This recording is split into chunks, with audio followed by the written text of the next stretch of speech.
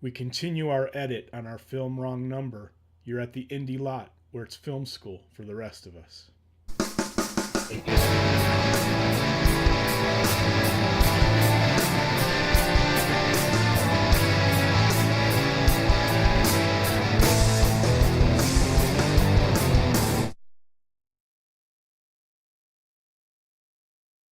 So now we've got our footage assembled together. Now we need to start thinking about the audio piece and thinking about any Foley. Now, Foley would be extra sounds that we add in. So, where's a good place for Foley?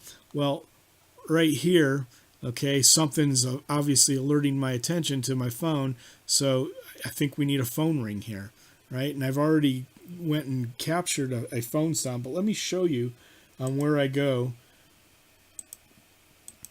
for my sounds. www.freesound.org. You can go there and set up a free account. I'm already logged in. And so I went here and I typed in phone ring in the search bar. Office ambience, phone dialing. Okay, pulse bell tone.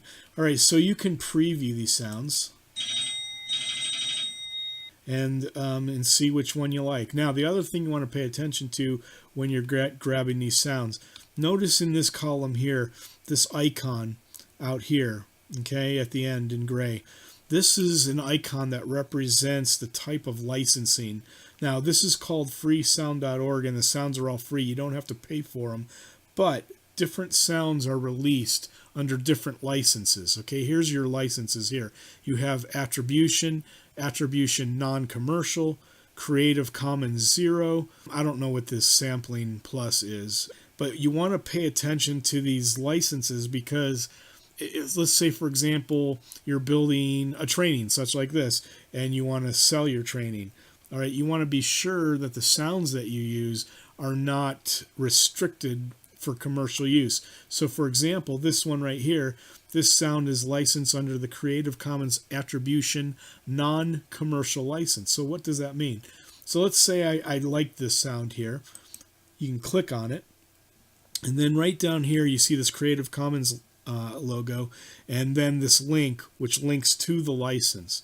So usually I'll go ahead and I'll click on that, and I'll start reading, specific things about this license and how it can be used. So with this license, you are free to share.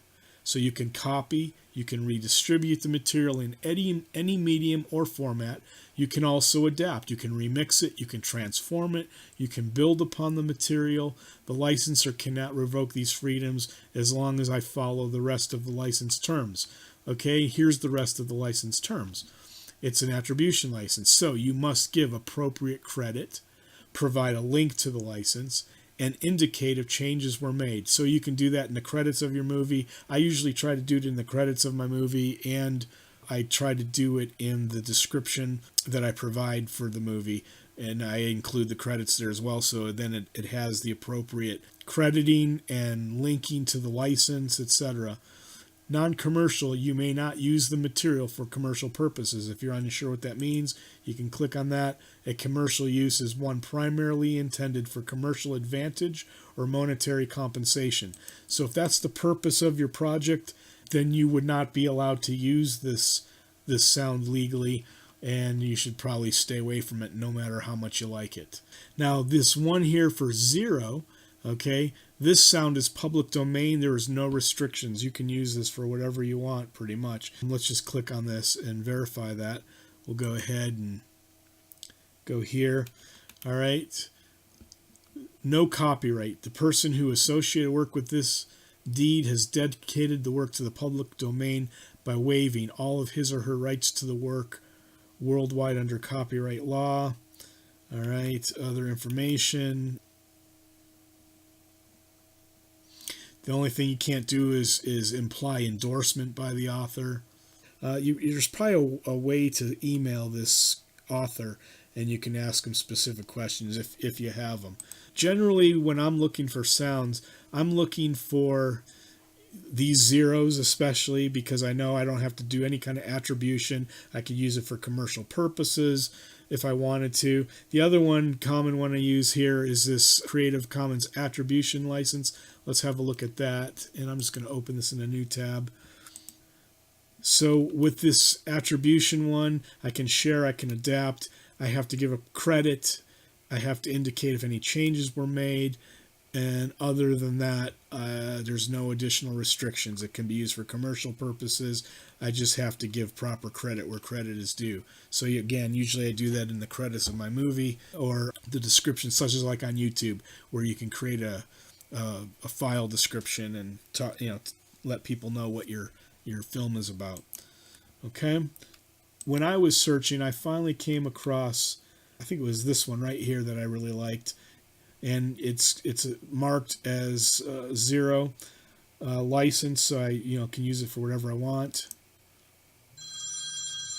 So it's got that phone ring and the buzzing sound that the phone makes when it's vibrating, and I like that one. So what I did is I clicked here, and then I clicked download. I specified the location where I wanted to download it, and then I clicked save. All right, and so that's it. You will have to create your account. You'll have to create a username and password, and there are literally thousands of sounds here at this site. This is called freesound.org, and so I highly recommend it when you're looking for music, when you're looking for Foley. This is a great place to come. All right, so let's jump back over here to DaVinci Resolve, and let's go ahead and let's actually start dealing with how we're going to use this phone sound. All right, so my magnet tool is off so I can scrub through this a little easier. All right, so it's after this point of view shot that the phone is ringing and drawing my attention to reach into my pocket to pull it out. So I think what I want to do is I want to actually start the phone ring while we're still looking at this point of view shot. So I'm going to come, to right about there. And I'm going to, this is my phone, and again here it loads in the preview window and I can scrub through it. Okay, and I'm going to go ahead and I'm going to drag this sound. Now I'm going to drag it though into its own completely separate channel, and what I'm going to do is I'm going to, well, I'll just set it right there, and we'll just kind of see what this looks and feels like. So let's go ahead and let's watch this.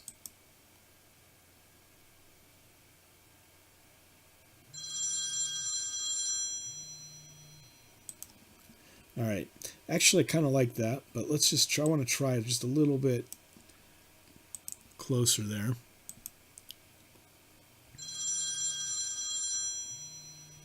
Okay, I think one more nudge to the right. Let's try that.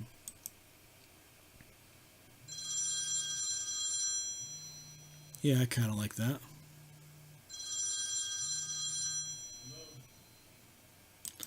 All right, I think that is going to work. Okay, now, next thing to consider with this phone ring. Okay, the first one is happening basically in my pocket. And so it needs to be lower in volume, and it needs to be a little bit muffled. So what I'm going to do is I'm going to hover my scrub bar there right in between those two. And I'm going to grab my razor blade tool, and I'm going to go ahead and I'm going to slice this. Okay. And I'm also, what I'm going to do is I'm going to drag, I'm going to do that. I'm going to turn on my snapping or magnetic tool, and I'm going to drag that down to its own audio channel. Remember I told you about this Fairlight channel where you can go in and do EQ. I want to be able to EQ those phone sounds differently from each other, and so I need them to be in their own audio channels. So the first one is going to be on audio 3 and the second one on audio 4. So I know right away one of the things I want to do is I want to bring down the volume.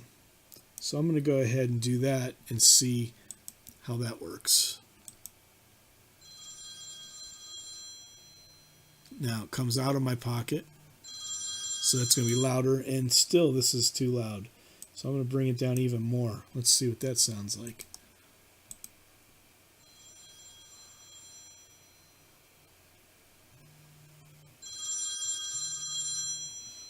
Okay, good. So next thing I want to do, I'm going to go ahead and save. save early, save often. And I'm going to jump in here to the Fairlight screen. And then we're looking at audio 3. I'm going to pull this out. Here's my audio 3. And what I want to do, I'm going to put the timeline right before that ring. This is it right here. And I also want to come in here, and this is an EQ window for that channel. And what I'm going to do is I'm going to go ahead and boost up.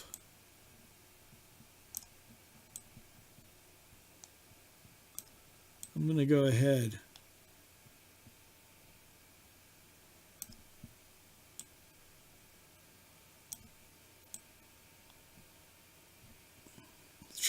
Let's just try something like that and just see. I don't know what these settings, how it's going to affect it. So it's just a lot of play it by ear, a lot of tweaking. So let's just see what that sounds like.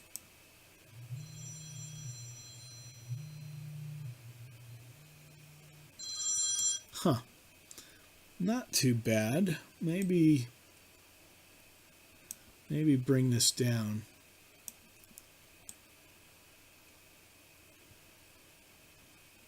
Let's just see what that sounds like.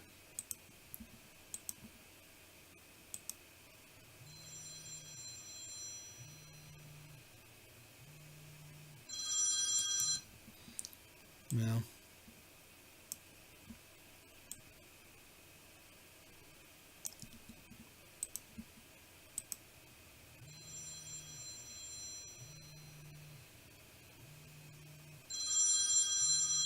there we go. All right, I'm going to leave it just like that. I'm going to go ahead and save. I'm going to jump back. I can go ahead and close this screen. You can see here, there's the waveform in the graphic there. I'm going to go back to the edit screen, and let's deal with this second phone. And basically, I think I'll leave the volume for now, but notice in the footage, let me turn off this magnet tool. Notice in the footage at some point, right, boom, there. Right there, I'm answering the phone, which should then disable the sound. Okay, so what I want to do is I want to disable the sound here in this waveform. So I'm going to go ahead with the timeline scrubber right at the point where it looks like I'm pushing on the phone to answer. And I'm going to go ahead and I'm going to increase the size of the timeline so I can just see this better. All right, I have my sound selected. I'm going to come up here to the inspector, and under clip volume, I'm going to go ahead and I'm going to insert what's called a keyframe. Actually, you know what? I don't need to do that here. Instead, would it just cut out or would it fade out? I'll tell you what, let's do this. Let's try this. I'm going to go ahead, I'm going to insert a keyframe. I'm going to advance this just about 3 frames. I'm going to insert another keyframe. I'm going to grab this keyframe and I'm just going to bring down the volume like so. Let's just let's see what that sounds like. I'm going to make this also smaller because it's easier to see the timeline. All right, here we go.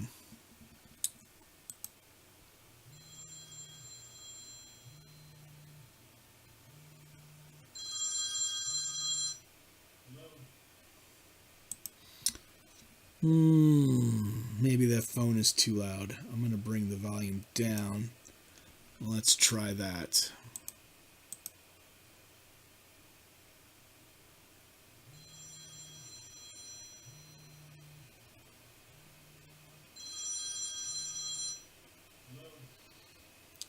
You know what? I think that probably works. I'm going to go ahead and leave it. You'll be able to tweak it as much as you want, and I'm a tweaker, and so I could probably spend an hour tweaking that, and that probably would not be great for you to have me tweaking that like that. So I'm going to leave it at that. I'm going to call it done for now. You get the idea. You want to figure out how to manipulate these sounds to create a more realistic interface with your film. So, you know, you don't want to have a very clear ringing phone, you know, when it's inside your pocket, and you pull it out of your pocket and it sounds the same out of the pocket as it did in the pocket. So you want to do some stuff. There's probably more I could do and work on with that. I would probably want to muffle it some more. And for that, I would need to go in and get some more special effects. Probably reaching into my VST effects would be the solution to get that tweaked just the way I want it. So, but I don't want to spend the time doing that now. But I at least wanted to show you how to think about this problem and tear it down and begin isolating these different sounds and shaping them the way you need them to be shaped, right? And so I'll go ahead and for now I'll turn off this inspector.